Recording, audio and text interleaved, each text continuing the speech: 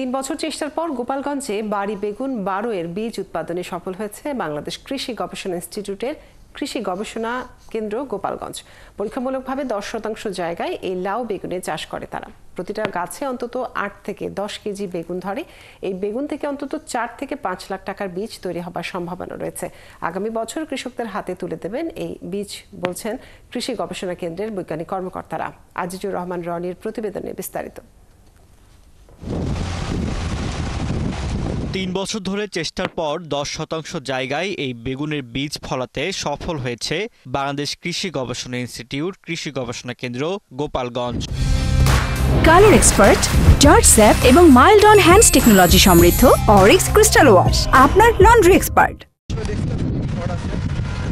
কৃষি গবেষণা কেন্দ্রের কর্মকর্তা বলছেন, এই বেগুন দক্ষিণ অঞ্চলের কৃষি মাটির উপযোগী।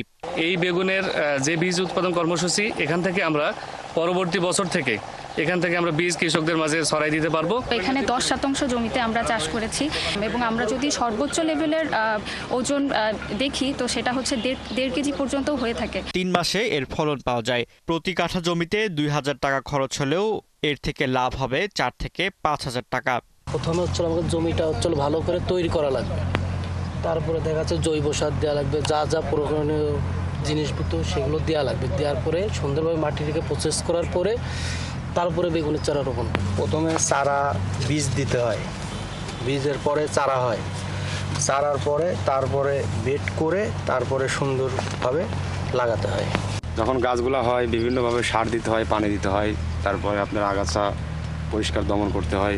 গোপালগঞ্জ সহ দক্ষিণ অঞ্চলের কৃষকদের মাঝে ব্যাপকভাবে ছড়িয়ে দিতে এখন বীজ উৎপাদন শুরু হয়েছে বলে জানান এই কর্মকর্তা। কৃষকরা আর্থিকভাবে অনেক লাভবান হবে, কারণ এর প্রোডাকশনটা যেটা ফলন অন্য যে কোনো বেগুনের চাইতে অনেক বেশি। এর হেক্টর প্রতি, অর্থাৎ আমরা যদি বলি সেটা 60 থেকে 65 টন পার হেক্টর, অর্থাৎ আপনি যদি বিঘায় বলেন তাহলে প্রায় 2 টনের কাছাকাছি। এখানে চাষ করা বেগুন থেকে এবার অন্তত 10 শতক জমিতে বীজ উৎপাদন হবে 3 থেকে 3.5 লাখ টাকার।